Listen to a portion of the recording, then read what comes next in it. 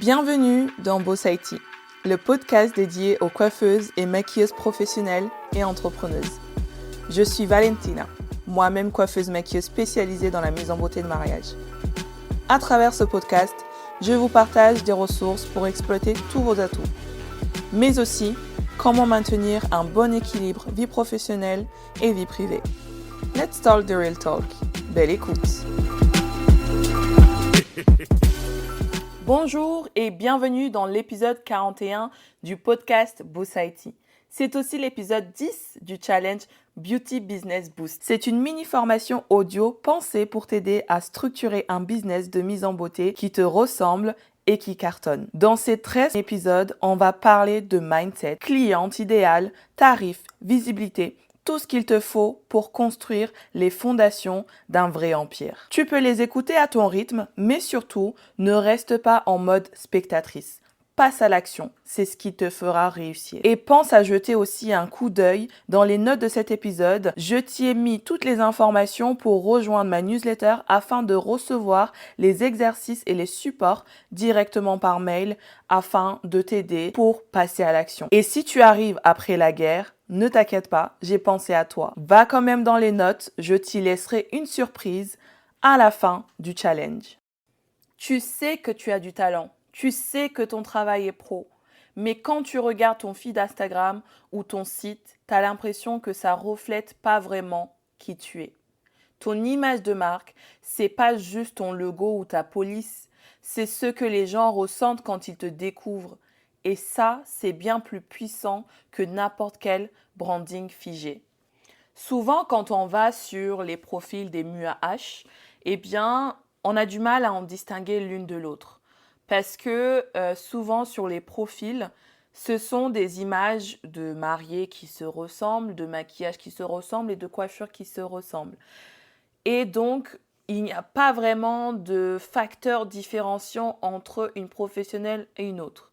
Avant, nous avons parlé du fait que le prix pouvait être différenciant, mais si elles sont à la même tarification, etc., eh bien, c'est souvent difficile de trouver le truc qui va différencier une prestataire d'une autre. Et moi, je suis quelqu'un en fait qui n'aime pas faire comme tout le monde. C'est vrai que sur Instagram, souvent, on va avoir de très belles photos de réalisation sur le feed. Et ça, c'est super, vraiment, c'est super. Mais je sais que moi, au fond, je ne suis pas praticienne dans l'âme. C'est-à-dire que je ne suis pas faite pour pratiquer toute ma vie. Je le sais que je ne finirai pas ma vie avec des pinceaux à la main. Je le sais très bien, c'est très clair dans ma tête depuis toujours.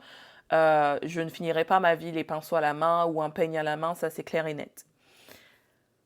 Et donc, c'est pour ça qu'en fait, poster juste des photos de mon travail uniquement comme ça, eh bien, c'était très peu pour moi. Et je trouvais ça, en fait, je trouve ça fade. En fait, il y a eu des périodes où je le faisais, où je postais des avant-après, je montrais mon travail. Oh, regardez-moi ce joli balayage. Oh, regardez-moi ce joli chignon. Oh, regardez-moi ce joli maquillage. Mais même moi, quand je me lisais mon truc, ça me barbait, en fait. En fait, j'avais même pas envie de le lire tellement que c'était chiant à mourir. Et comme je suis Scorpion et comme je suis quelqu'un de passionné, j'ai besoin que ça me fasse vibrer quand je relis. En fait, à partir du moment où j'ai envie de regarder ma story en boucle, ça veut dire que j'aime ce que j'ai mis. À partir du moment où j'ai envie de regarder un réel que j'ai créé en boucle, ça veut dire que j'aime ce que j'ai mis. À partir du moment où je relis un carrousel sans arrêt, c'est parce que j'aime ce que j'ai fait. Et c'est ça que je veux que mon contenu provoque en moi et pas juste me dire « Oh, c'est joli ce que j'avais fait là, c'est magnifique, c'est joli. » Oui, mais ensuite, qu'est-ce que ça m'a apporté à part me dire que c'était joli? Ça, c'est moi, encore une fois, c'est quelque chose qui pour moi est très important dans le contenu que je partage. Et dans le contenu que je partage avec mon audience, je voulais absolument mettre de moi, c'est-à-dire mon brand voice, mon personal branding, etc. Ma façon de parler m'appartient uniquement à moi parce que ce sont des mimiques que j'ai dans la vie de tous les jours en fait. C'est-à-dire que pendant le podcast, parfois, même quand j'essaye d'être sérieuse sur les podcasts, eh bien, il m'arrive de rigoler, de dire des bêtises, enfin, parce que c'est mon brand voice. Et de la même manière que je parle sur un podcast, c'est de la même manière que je parle dans la vraie vie, et c'est de la même manière que je parle à l'écrit. Parce que oui, à l'écrit, nous parlons. Nous n'écrivons pas simplement, nous parlons. Quand nous écrivons sans émotion, nous écrivons. Mais quand nous écrivons avec émotion, nous parlons à la cliente cible. Nous ne lui écrivons pas juste une note, nous lui parlons en tête à tête. C'est pourquoi j'adore toujours raconter des histoires dans mon contenu. Et c'est pourquoi je me suis beaucoup intéressée au storytelling que j'utilise avec énormément de facilité. J'ai toujours employé le storytelling depuis toujours en fait. C'est quand j'étais à l'école, on nous demandait de faire des rédactions et si par exemple le professeur demandait 30 lignes, j'avais tendance à faire une page, 2 pages, voire 3 pages parfois, selon l'inspiration qui venait à ce moment-là. Et j'étais toujours, du coup, la dernière à terminer parce que je commençais par un brouillon pour ensuite recopier. Et du coup, souvent, je mettais le dernier point à la sonnerie de la récréation ou à la sonnerie de fin de l'examen, etc. Donc, j'ai toujours aimé raconter des histoires, surtout parce que j'ai appris à raconter des histoires quand j'étais à l'école en Italie. Et je trouve que les Italiens sont très littéraires. C'est-à-dire qu'ils ont une façon de construire leurs textes que je n'ai pas retrouvé en France. Et je dirais que je suis chanceuse d'avoir pu étudier en Italie au niveau du storytelling. Parce que souvent à l'école, on se dit ah, pourquoi on fait ça, ça sert à quoi, pourquoi on fait ça sert à quoi, pourquoi on fait des maths, ça sert à rien, pourquoi on fait du français, ça sert à rien, pourquoi on fait de l'ingénierie, ça sert à rien. Ça sert. Aujourd'hui, ce que j'ai appris à l'école, quand j'étais à l'école primaire, voire au collège et un petit peu au lycée, me servent aujourd'hui dans mon entreprise. Parce que le storytelling, disons que je l'ai appris en premier lieu en Italie. Parce qu'il fallait un début, des paragraphes, une fin, et entre tout ça, il y avait plein de choses à mettre en place dedans. Écrire avec émotion, expliquer l'émotion, pour que la personne puisse revivre cette émotion-là. Il y a une certaine façon de tourner ces phrases qui vont faire que, comment dire, prenons l'exemple. Aujourd'hui, j'ai mangé une pomme. Voilà, super, t'as mangé une pomme. Ok. Aujourd'hui, je suis sortie de mon lit. C'était une journée qui ne se présentait pas tout à fait comme une autre. Aujourd'hui, je devais aller passer un examen dans un certain endroit, mais j'avais très peur. J'avais très très peur d'y aller et en fait, j'avais tellement peur que ça m'a déclenché une fringale. Mais je ne voulais pas manger parce que je ne me sentais pas de manger. Mais je voyais cette pomme-là, posée sur une table, luisante, lumineuse, presque entourée d'une aura. Et puis je me suis dit, peut-être que je devrais manger cette pomme. J'ai pris cette pomme, je l'ai prise dans mes mains, je l'ai regardée, d'en haut, en bas. Je l'ai tournée dans ma main, je l'ai lavée, je l'ai lustrée, et puis j'ai mis un premier croc. Et cette pomme-là, oh mon Dieu, était si juteuse que j'ai pris un deuxième croc. Et finalement, cette anxiété que j'avais avant de manger cette pomme s'est évanouie. À présent, je n'avais plus qu'une envie, c'est de terminer cette pomme. Il y a quand même une différence entre le premier récit, j'ai mangé une pomme, et tout ce que j'ai raconté après. Certes, mon histoire de pomme n'a ni queue ni tête, mais je suis sûre que tu as été emporté dans cette histoire de pomme. Tu as même oublié c'était quoi qui faisait stresser la personne, parce que je ne saurais pas te dire ce qui faisait stresser la personne, parce que je n'ai pas eu le temps de construire cette histoire, c'est de la pure impro. Mais pour te montrer à quel point il est important de commencer par quelque chose et de finir par une autre. Et là, du coup, toi, tu as la frustration parce que ça y est, on a mangé la pomme, mais maintenant j'ai envie de savoir qu'est-ce qui stressait cette personne. J'ai mis une intrigue au début, puis j'ai mis une distraction au milieu avec la pomme, et ensuite, maintenant, tu as très envie de savoir la suite. Je pourrais créer une histoire à partir d'une pomme et la poster sur Instagram. Je suis sûre que les personnes liraient jusqu'au bout et se diraient « Oh mon Dieu, j'avais l'impression de manger cette pomme moi aussi ». Voilà le pouvoir du storytelling. Le storytelling a le pouvoir de créer de l'engagement. Beaucoup plus que des likes, mais ce n'est pas ce qu'on veut. L'engagement, c'est ce qui crée la communauté. L'engagement, c'est ce qui crée des émotions auprès des personnes.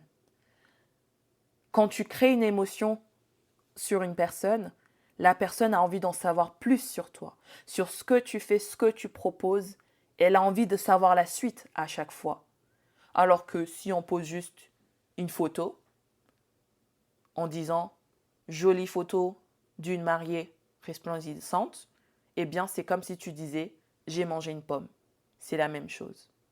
Ton image de marque, ce n'est pas seulement un logo joli ou un feed harmonieux sur Instagram, c'est l'émotion que tu laisses derrière toi. C'est ce qu'une future mariée ressent avant même de te parler. Et ça, c'est ce qui rend ton univers magnétique. En premier lieu, analyse ton message. Quelle est l'essence de ton métier? Est-ce que tu es là pour sublimer la mariée, pour lui offrir une bulle de calme, pour révéler son élégance naturelle? Ce message doit transparaître dans chaque détail de ton contenu. Il faut qu'on comprenne en un clin d'œil ce que tu incarnes. Dans un deuxième temps, c'est ton style visuel. Tu peux avoir les meilleures prestations du monde si ton univers visuel est flou, brouillon ou incohérent, tu perds en crédibilité. Couleurs, typographie, lumière, ambiance, ça doit parler à ta dream client. Pas besoin d'être graphiste, il suffit juste de choisir une direction claire et de s'y tenir. En troisième point, ton ton et ton énergie. Tu es plutôt douce et rassurante, ou affirmée et ultra pro, ou pétillante et fun. Moi, c'est un melting pot des trois. On doit sentir ton énergie dans ta manière de t'exprimer, dans tes stories, dans tes captions, dans ton site. Une bonne image de marque, c'est une ambiance. Et cette ambiance doit être fidèle à ce que tu es vraiment. En point numéro 4, et en dernier point, c'est ton positionnement. À qui parles-tu? Qui veux-tu attirer? Plus tu es clair sur ta cible, plus ton image sera tranchée. Et plus elle sera magnétique pour les bonnes personnes. Et rappelle-toi, tu n'as pas besoin de plaire à tout le monde, juste à la bonne mariée. Pour l'exercice de cet épisode, nous allons déterminer ton intention de marque. Je répète souvent le mot intention parce que c'est hyper important de mettre de l'intention dans ce qu'on fait et pas juste de faire pour faire. Parce qu'il y a une grosse différence entre faire les choses pour faire et c'est là où on met des posts « je mange une pomme » que de faire les choses avec intention où on raconte l'histoire de la pomme juteuse qui donne envie de croquer dedans à chaque fois. Réponds à cette question. Quand une future mariée découvre mon univers, qu'est-ce que je veux qu'elle ressente? Note 3 mots-clés maximum. Je dis bien maximum. Exemple. Élégance, douceur, structure. Audace, raffinement, sérénité. Naturel, haut de gamme, bienveillance. Ces mots doivent te guider dans toutes tes décisions visuelles et éditoriales. C'est ta boussole magnétique. Aujourd'hui, je t'invite à faire un mini-audit. Est-ce que ton image actuelle reflète vraiment la pro que tu es? Si la réponse est non, c'est pas grave. Tu vas ajuster petit à petit. Crée un dossier image de marque dans ton espace de travail et commence à y noter ton intention, tes couleurs, ton ton, tes mots-clés. Dans le prochain épisode, on va parler de visibilité. Parce que avoir une belle image, c'est bien. Mais il faut aussi qu'on la voie. À très vite. Merci d'avoir écouté cet épisode jusqu'à la fin. Si tu l'as apprécié, n'hésite pas à me laisser ton avis 5 étoiles et un commentaire sur Apple Podcast. Je prendrai le temps de le lire lors d'un prochain épisode. N'hésite pas aussi à partager ce podcast autour de toi si le cœur t'en dit. Je te dis à la semaine prochaine pour un nouvel épisode.